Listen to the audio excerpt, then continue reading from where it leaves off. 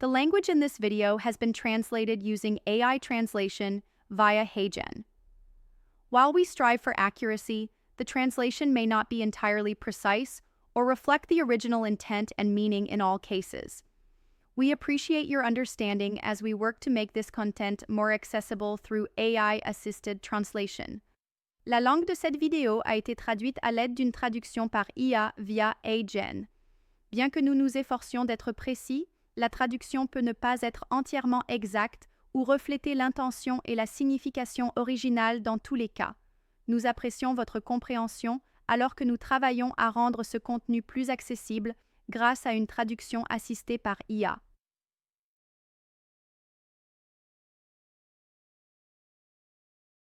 Bonjour et bienvenue à tous, chers amis.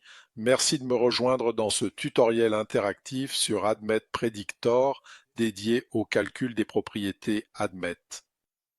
Nous allons donc voir comment sélectionner les propriétés à calculer et aussi comment configurer votre environnement pour des calculs multithreadés. Le calcul des propriétés est un aspect très central de l'utilisation d'AdMet Predictor. Il est donc important que nous abordions ce sujet avec un niveau de détail approprié. Donc, petite mise en garde rapide sur la terminologie des propriétés. En réalité, il y a beaucoup de choses que l'on peut regrouper sous le terme de propriété. Il existe certaines propriétés, ou ce que nous appelons des propriétés, ou encore des modèles de points finaux biologiques.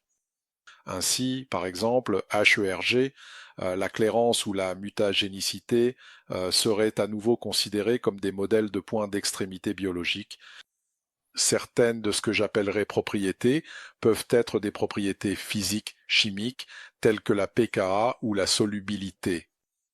Sous le même amalgame, nous parlerons de choses qui sont généralement appelées descripteurs, comme par exemple la surface polaire ou les indices topologiques. Il existe d'autres propriétés auxquelles nous faisons référence et pouvant être des sites de métabolisme. Ce sont des emplacements spécifiques sur les molécules où des événements métaboliques sont prévus de se produire. Et il y a aussi une certaine distinction entre une propriété simple et une propriété composite. Par exemple, quelque chose comme le risque AdMet est une propriété composite et il y a plusieurs propriétés qui entrent en fait dans la définition de notre propriété de risque AdMet. Encore une fois, je m'excuse pour l'amalgame qui se fait ici entre ces différentes nomenclatures, mais pour simplifier les choses, je vais donc appeler à peu près tout cela des propriétés, entre guillemets, afin que ce soit plus clair et compréhensible. Il y a donc en fait deux endroits où vous pouvez calculer des propriétés. Il y a l'environnement AdMet Predictor et il y a aussi MedChem Designer qui vous permet en fait de calculer des propriétés pour jusqu'à 100 composés. Donc dans cette fenêtre que je partage, nous sommes en réalité dans AdMet Predictor et ce que je vais faire, c'est ouvrir un fichier qui contient un jeu de données d'exemple et il s'agit d'un ensemble de 2000 composés. C'est un sous-ensemble de l'ensemble de diversité énamine, donc il compte un peu plus de 10 000 composés. Nous aurions tout aussi bien pu travailler avec l'ensemble de la collection de diversité énamine, mais pour l'exemple que nous étudions aujourd'hui, ce sous-ensemble de 2000 composés sera suffisant. Nous pouvons donc charger cet ensemble de composés et les identifiants correspondants sont en fait effectivement stockés dans le tout premier champ ou bien sur la toute première ligne de chaque enregistrement. Nous allons donc simplement sélectionner cela, puis nous chargerons ces composés. C'est un processus très rapide. Encore une fois, c'est l'une des premières choses que l'on fait dans AdMet Predictor. La première étape est de calculer les propriétés. Et il existe en fait trois façons d'accéder ou trois mécanismes par lesquels vous pouvez accéder à cette fonctionnalité. Une façon d'y accéder est de passer par cette icône AdMet ici. Si vous passez la souris dessus, il affichera propriété AdMet. Ou bien, alors sous-données, calculer les propriétés AdMet. Cela ouvrira également cette fenêtre. Il existe également un raccourci clavier Ctrl plus R qui ouvre la même boîte de dialogue. La boîte de dialogue Calculer les propriétés admet s'affiche. Et ici, selon le module, selon les modules que vous avez sous licence, vous pouvez avoir une présentation différente, mais en gros, les modules pour lesquels vous n'avez pas de licence seront grisés, de la même manière que la section modèles utilisateurs est grisée pour moi en ce moment. Donc encore une fois, ce que vous voyez peut dépendre en partie de l'ensemble des modules que vous avez sous licence. Maintenant, parmi cet ensemble, vous pouvez en fait personnaliser les propriétés que vous souhaitez calculer. Il s'agit donc d'une liste alphabétique des modèles des propriétés qui vous sont disponibles. Et ici, il n'y a pas d'informations spécifiques sur leur appartenance à un groupe particulier ou à un module particulier. Cependant, vous pouvez le faire si vous allez sur cette icône. Ici, c'est classé par ordre alphabétique, mais la deuxième icône affichera ces mêmes propriétés selon une organisation hiérarchique. Et maintenant, elles sont organisées par le type de propriété qu'elles représentent. Elles peuvent être liées au métabolisme. Elles peuvent être liées au métabolisme, aux propriétés physico-chimiques, aux propriétés de transporteurs, à la toxicité, etc. Et il y en a aussi qui sont des descripteurs comme les clés e-state, les indices topologiques, etc. Donc maintenant, si vous le souhaitez, vous pouvez ouvrir en cliquant sur ce signe plus ici, ce qui se trouve sous métabolisme et activer ou désactiver chacun de ces éléments. Si vous voulez tout désactiver, il vous suffit de cliquer sur métabolisme ici. Cela désactivera tout ou bien cliquer dessus activera tout. Donc, si vous voulez simplement en sélectionner quelques-uns, par exemple, vous les désactivez tous, puis vous choisissez ceux que vous voulez en fait. Donc c'est juste voilà, et ensuite vous pourrez faire cela, vous savez, pour chacun de ces groupes. D'accord. Donc maintenant, si vous avez un ensemble de propriétés favorites que vous souhaitez utiliser de façon répétée, vous pouvez en fait enregistrer un ensemble particulier ou le rappeler à partir d'un fichier. D'accord?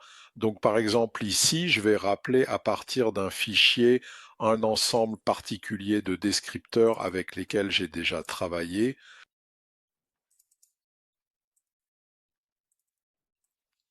Ici, il est intitulé iriclist.txt. C'est un simple fichier texte et il contient une liste de propriétés que je souhaite par exemple utiliser. D'accord?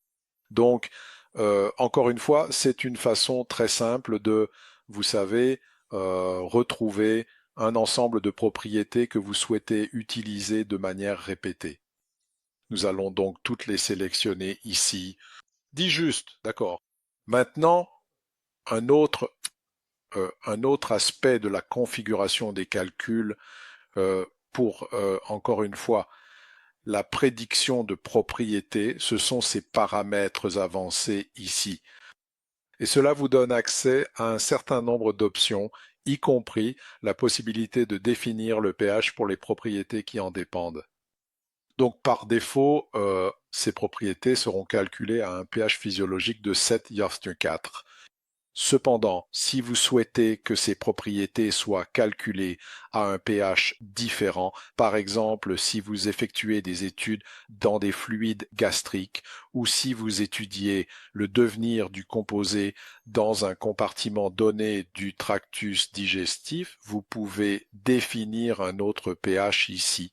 Vous pouvez également limiter les valeurs de pKa selon le paramètre que vous choisissez.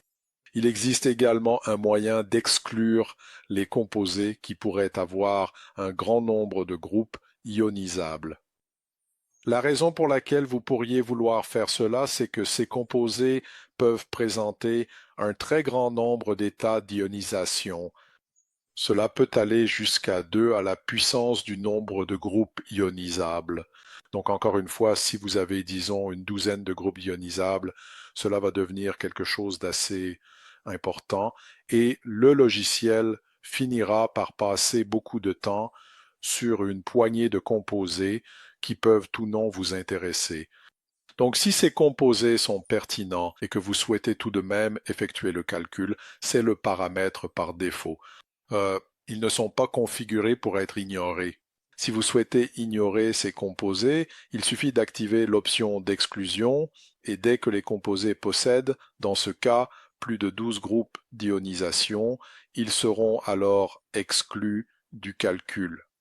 Donc, si nous sommes satisfaits des paramètres, nous pouvons simplement continuer et la façon la plus naturelle de lancer les calculs est d'appuyer sur le bouton calculer ici en bas de cette boîte de dialogue. Donc si nous cliquons sur calculer, le calcul démarre. Ici nous avons 2000 composés et au total le calcul porte sur environ 100 à 170 propriétés. Ce calcul s'effectue en un peu plus de 10 secondes, donc nous sommes assez proches de traiter environ 200 composés par seconde, et encore une fois, c'est avec toutes les propriétés activées. Et pour information, en fait, avoir moins de propriétés. Donc, si vous désactivez certaines propriétés, cela n'accélère pas significativement le calcul. Cela va continuer à peu près à la même vitesse. Une chose que je devrais mentionner, c'est que la configuration que je viens de vous montrer pour calculer les propriétés ADMET n'inclut pas les propriétés pharmacocinétiques qui font partie du module HTPK. Et la raison en est que ces modèles pharmacocinétiques sont des modèles mécanistiques et ils sont de nature très différente des modèles statistiques, qu'il s'agisse de modèles de régression ou de classification comme ceux que nous venons de décrire. Donc encore une fois, ils ne font pas partie de cette configuration. Si vous souhaitez accéder encore une fois aux propriétés pharmacocinétiques qui font partie de HTPK, cela fera en fait l'objet d'un tutoriel séparé, mais celles-ci sont accessibles soit via cette icône pourcentage F, l'icône ici, soit via outils, simulation PK, pourcentage FA, pourcentage FB. Encore une fois, ils sont par nature, il s'agit d'une configuration complètement différente et c'est pourquoi elle est traitée séparément. Donc, les calculs que vous avez vus ont été effectués sur un ordinateur portable Dell assez standard et comme vous avez pu le constater, ils étaient plutôt rapides. Le secret de cette rapidité réside dans l'utilisation du multithreading. Sur cette machine en particulier, j'aurais pu utiliser jusqu'à 8 processeurs et cela se configure dans la section Préférences que l'on trouve sous Fichier.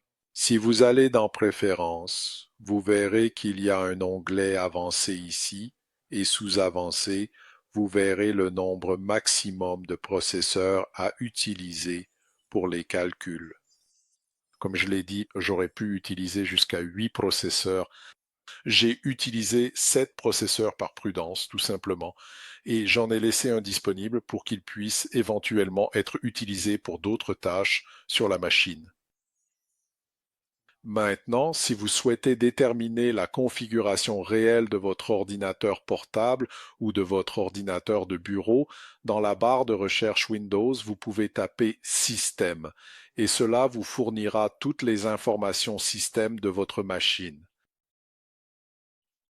Dans ce cas précis, nous allons dans la section processus et vous verrez que j'ai un Intel Core i7.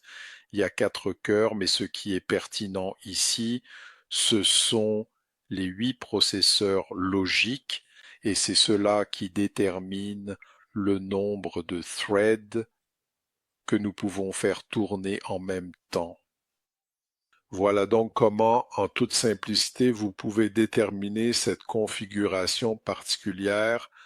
Maintenant, remarquez que nous avons calculé un nombre assez important de propriétés. Donc tout cela est actuellement stocké dans des colonnes, d'accord? Si jamais vous le souhaitez ou si vous vous sentez submergé par ce grand nombre de propriétés, vous avez ces onglets jaunes disponibles en bas ici qui vous permettent de restreindre l'ensemble des propriétés affichées à un groupe donné. Donc, si vous ne vouliez voir que les propriétés associées au modèle de transporteur, il vous suffirait de cliquer sur transporteur et c'est la seule chose que vous verriez. Seule la sélection sera affichée. De même pour la toxicité et d'autres paramètres, vous pourrez les filtrer jusqu'à obtenir un ensemble gérable. D'accord? Donc je le mentionne bien sûr au fur et à mesure. Comme je l'ai mentionné plus tôt, il y a deux façons de calculer les propriétés ou deux interfaces utilisateurs à travers lesquelles vous pouvez calculer les propriétés admet. La première méthode que nous venons de voir ensemble passe par AdmetPredictor. La seconde méthode, quant à elle, utilise MedChem Designer qui est spécifiquement destiné aux situations où vous avez 100 composés ou moins. Voici comment accéder à MedChem Designer. C'est tout simplement très simple. Il y a une icône MedChem Designer dans AdmetPredictor sur laquelle vous pouvez cliquer. C'est cette représentation d'aldéhyde ici. Donc nous pouvons très facilement ouvrir MedChem Designer. Comme je l'ai dit, il peut gérer jusqu'à 100 composés. Maintenant, nous avons ici un fichier contenant 2000 composés. Si vous spécifiez ce fichier avec 2000 composés, le logiciel sera effectivement conforme, sauf qu'il ne chargera que les 100 premiers composés de cet ensemble. D'accord? Vous avez désormais accès à des options de personnalisation similaires à celles que nous avons vues précédemment dans cette icône de roue ici, appelée Modifier les paramètres. Si vous cliquez ici et que vous allez dans Admet, vous verrez que vous avez une disposition similaire de ce qui est activé en termes de propriétés possibles, effectivement. Et de la même manière, vous pouvez personnaliser cet ensemble de propriétés via une interface utilisateur similaire à celle que nous venons de voir. Ainsi, si vous êtes satisfait de la manière dont les propriétés sont définies, vous pouvez simplement cliquer sur l'icône Admet ici et le logiciel procédera rapidement au calcul des propriétés activées pour ces composés. D'accord? Remarquez donc qu'il s'agit d'une disposition différente de celle que nous avions précédemment dans AdmetPredictor. C'est en fait la disposition inverse, car ici nous avons les composés en colonne et les propriétés en ligne, alors que dans AdmetPredictor c'était l'inverse. Vous avez les composés en ligne et les propriétés en colonne. Certains apprécient une façon de faire, d'autres préfèrent l'autre. La bonne nouvelle, c'est que vous avez accès aux deux. Je dirais tout simplement que, à vrai dire, dans les situations où vous avez des analogues apparentés et que vous souhaitez voir rapidement quel pourrait être l'impact en termes de propriétés prédites, il est en réalité très facile de parcourir ces analogues et de se rendre compte encore une fois quels pourraient être les résultats de certains changements chimiques au sein d'une série de composés. D'accord? Puisque nous parlons des deux modes d'accès aux prédictions de propriétés, je mentionnerai en passant qu'AdmetPredictor et MedChem Designer utilisent en fait deux licences distinctes pour les calculs de propriétés et les deux vous ont été fournis afin que vous puissiez potentiellement effectuer des tâches des deux côtés de manière indépendante. Un autre avantage assez important qu'il ne faut vraiment pas négliger est que le mode multithreading ne consomme en réalité qu'une seule licence de la fonctionnalité concernée. Ainsi, ce que je viens de faire sur 7 threads différents n'a en réalité utilisé qu'une seule licence pour chacun des modules impliqués dans ce calcul spécifique. Cela s'applique via l'interface graphique, bien sûr, mais il est important de noter que le multithreading fonctionne également en mode ligne de commande, ce qui est également très utile et pratique dans de nombreux cas. Il y aura un tutoriel dédié aux aspects liés à la licence, donc encore une fois, je ne veux pas entrer trop en détail ici. Ainsi, cela conclut ce tutoriel sur le calcul des propriétés ADMET. J'espère que vous a été utile. Merci de votre attention. N'hésitez pas à nous contacter si vous avez des questions. Bonne journée.